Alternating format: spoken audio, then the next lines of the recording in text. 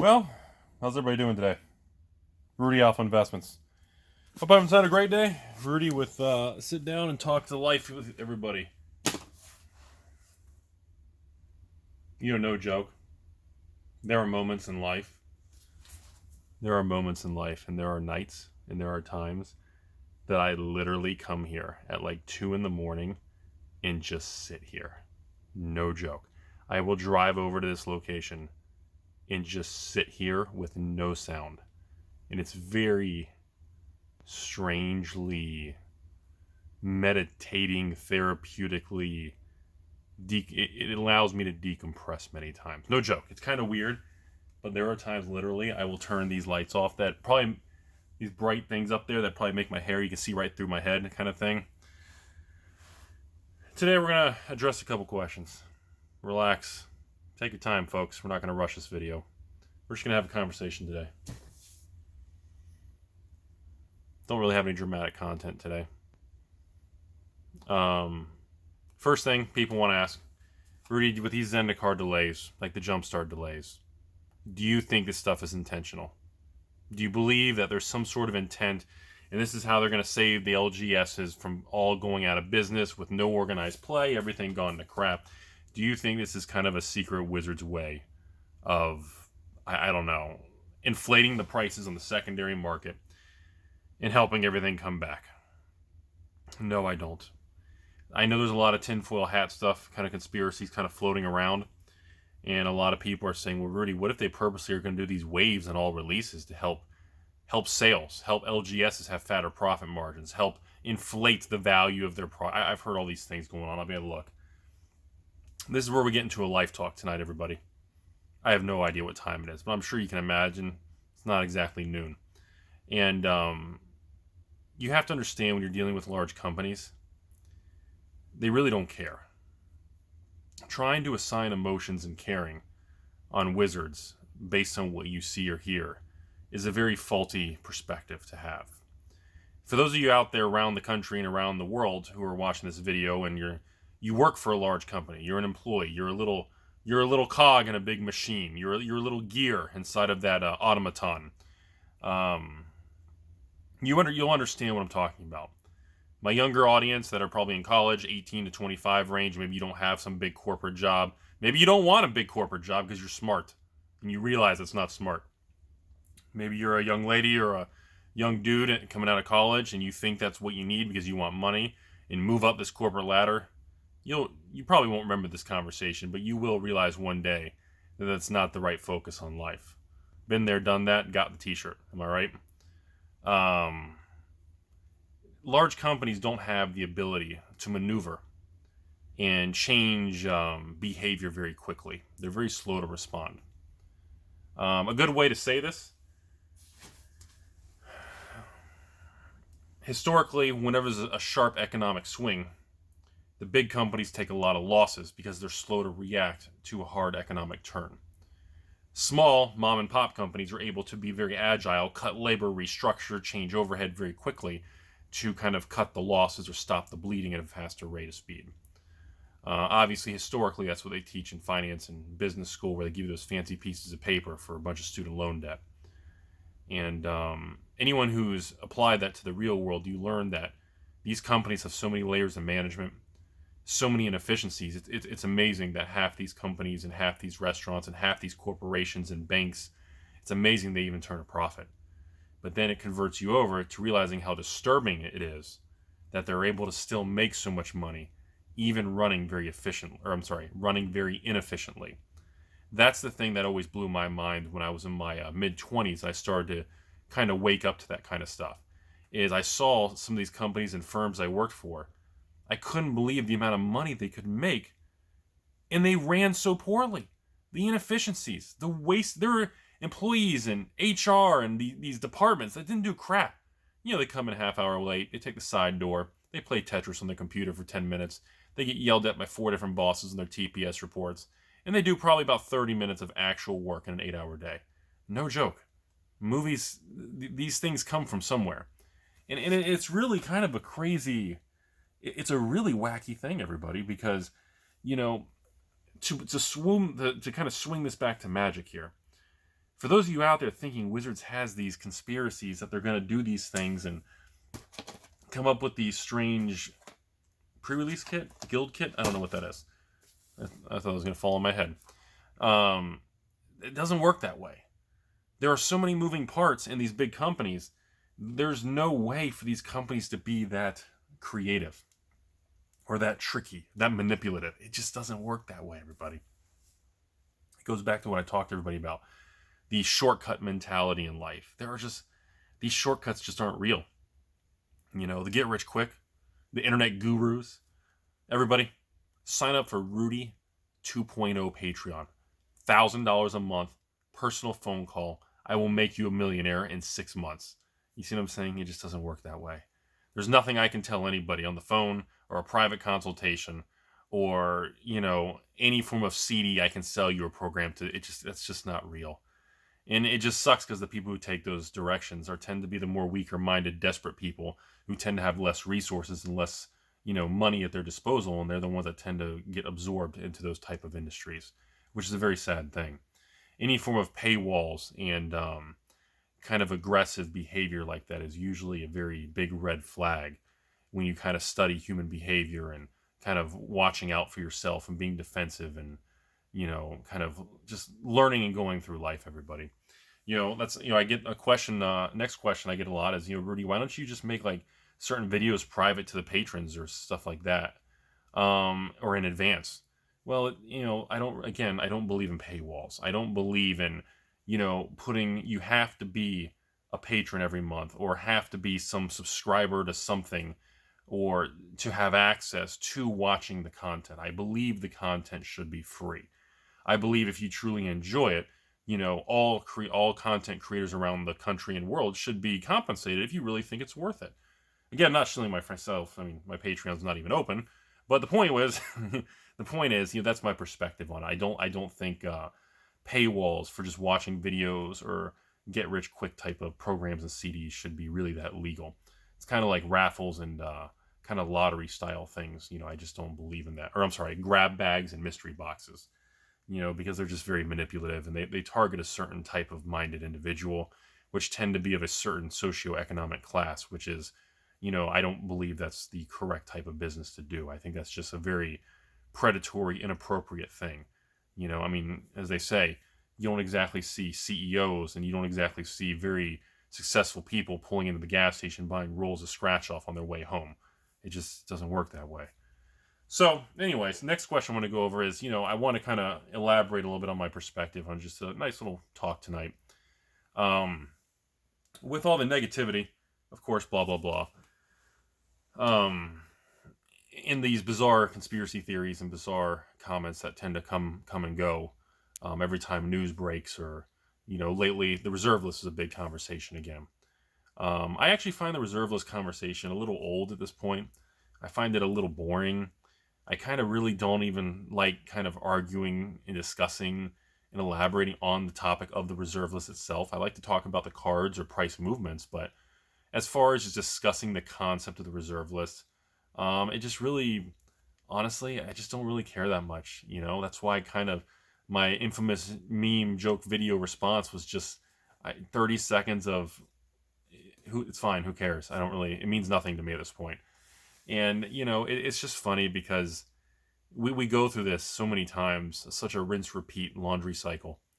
You know, in 2017, the reserve list spikes started to really expand and spread like wildfire, right when my channel really started to grow and I became like the poster child for the reserve list and the boom of everything in 2017. And then, of course, by 2019, when it was flat to negative for almost 2 years in a row, you could hear a cricket. You could hear a tumbleweed guy in the distance selling tumbleweeds, and nobody cared. You know, it literally doesn't get a pin drop of attention. And then, of course, we hit this 2020 inflationary spending and printing of money in this weird world of new modern times we're going forward in, which God knows where all this is going to lead. And you see this stuff, and all of a sudden, you know, the reserve list becomes front and center and dramatic, and everybody thinks it's going to be abolished, and Wizards listens to the public outcry. And, you know, it kind of makes me grin a little, you know? It really does, because, like I said, It really does. It just kind of makes me grin. This whole reserve list thing just really, because it's very strange to me that people think if there's enough outcry of 1,000, 5,000, 10,000 people online yelling for a certain thing, that it's like this large multi-billion-dollar Papa Hasbro corporation of wizards and is suddenly just going to have a meeting and be like, well, there's 10,000 people on this, and because of that, we're going to change the whole company's structure. And it just, I don't know, I don't want to say it's humorous, but I find a little bit of for those of you that are old like me, a little bit of a kind of a bittersweet symphony. A little Cruel Intentions reference for you all from the 90s. I get a little bit of, it's a bittersweet symphony. That's the best word choice I can tell you all, because it's such a blah, numb topic to me, because it just doesn't mean anything. It doesn't, because nothing's going to happen. Who cares? We're going on almost 30 years since Magic's been around. No matter how emotional and vocal people are, we are, things are where they are, and Magic is successful based on past choices. Whether you agree with that or not, that's for your own decision. That's cool, If you hate the reserve list, good for you. If you think it's fine like me, that's cool too. If you think it should be expanded, modified, reduced, adjusted, that's cool too. We're all entitled to our opinions, and I think that's just fine. But, a lot of people really wrap their life around it, A lot of people really... how should I say? A lot of people really will let it almost drive their life, control it, and it's similar to the negative stuff. I think it's enough reserve list talk. Let me jump to something else here. I had a couple messages. One young lady, about 21 years old, good-looking, young, attractive female, big into the Magic community. She doesn't want me to give her name. Most of you probably recognize her or from some event or playing or something out there.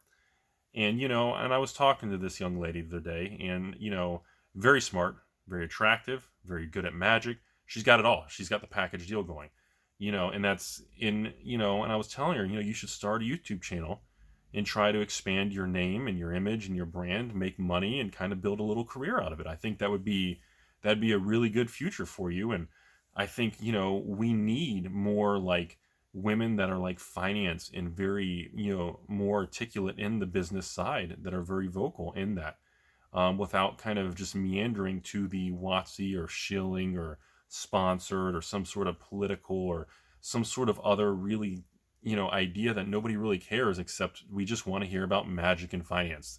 That's what this channel is. For the thousands of people even ask me about politics and silly things, I don't care, man. Dude, I don't care who gets elected. I don't care what really happens. It makes no difference to me at all. It doesn't mean anything.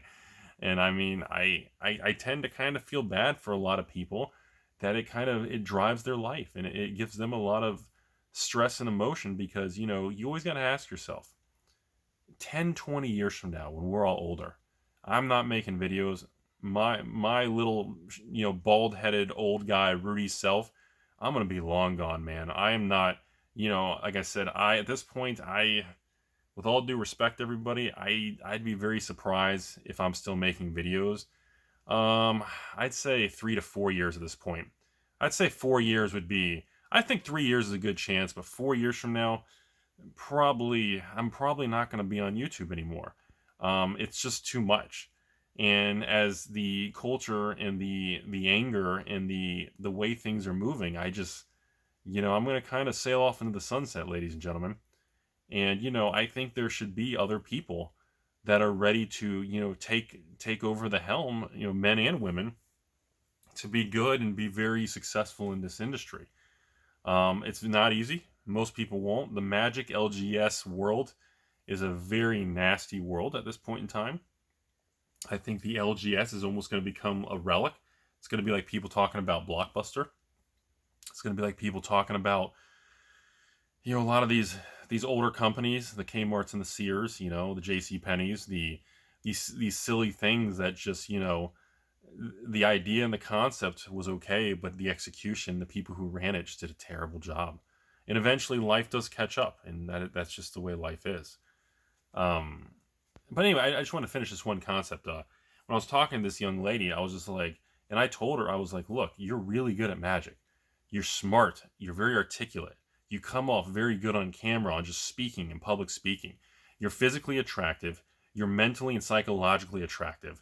You need to be like on camera and like making a presence online and taking that. Like the magic world needs, you know, more people like that, men and women, all, young, old, all across the board. And you know, the funny thing about it was her response to that to me was, Rudy, I know you're right, but there's no way on this planet I will ever start a YouTube channel, even if I'm missing out on making $100,000 a year income. And I was like, okay. And she specifically said, because I see what other content creators go through, no matter what type of videos you make, and the type of attacks, threats, and negativity they're hit by. She told me, there's no way I would want that when I wake up and when I go to bed every day. And man, I thought that was a really terrible thing to hear, you know? And you know, it's funny because she said to me, she said, Rudy, tell me I'm wrong. She literally said, tell me I'm wrong. And I couldn't. I said, you're not wrong. Because I said, chances are you're probably going to get hit with even more aggressive, more inappropriate, more attacks, and even maybe up to my level or worse than me. I don't know. I mean, I don't know if there's any really other Magic channels that get hit harder than me with it, with the threats and everything. But I think it was disappointing. It was sad. I don't want to say the word depressing, but it was disappointing. It was kind of like, you know, it just shows the reflection of what this internet, social media, vocal people, you know, project. And, you know, like I said, in 20 years from now, all these people online that live and die by this social media, and by the way, when I say social media, I mean like the Facebooks and the Twitters and the Instagrams and the Tumblrs and what are the other ones? MySpace, the chat of Snap. I know there's like 10 more. I know. I apologize. You know, and in 10 years from now, 20 years when you're older, or if you have a family or you're retired, are you going to be happy spending most of your life reading and seeing things and checking your phone every 5 minutes, looking at events or news or Magic spoilers or artificial hype trains that don't mean anything? It's so insignificant. And I always wonder that in the long term, in like 20 years from now, how many people are going to be experiencing those regrets? And I had a conversation with a couple people that's locally about that. And you know what these other people told me? They said, Rudy, what you just said, most of those people will never experience what you're saying. Because those type of people and most Americans in the United States, can't speak for other countries around the world, haven't been there, so I apologize. I don't know the culture difference. But most Americans will never have the ability to be able to engage in that deep critical thinking. And, you know, then, you know, that can lead to a conversation on education system, culture, you know, attention spans, you know, instant gratification. You can take the conversation all over the place. But, you know, you guys can see how all this stuff kind of links together. And, you know, I think about this stuff. So, I don't know. I think I'm just going to kind of end the video. I don't really know where I'm going with this video. I think a good place to end the video is that I really do probably take like once a month, and there's a time that, no joke everybody, like I said at the beginning of the video, I will literally come to this location and I will just sit here and literally turn the lights off and literally do nothing for like 1 to 2 hours and just like decompress, think about things, and question things.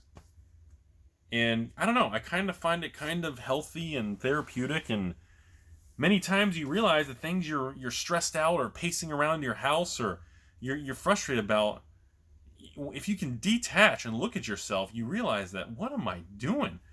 You know, A, B, C, or X, Y, Z it's so insignificant. And as they say, you're letting these bad ideas live rent-free in your head. And it's not good long term, you know? I don't know.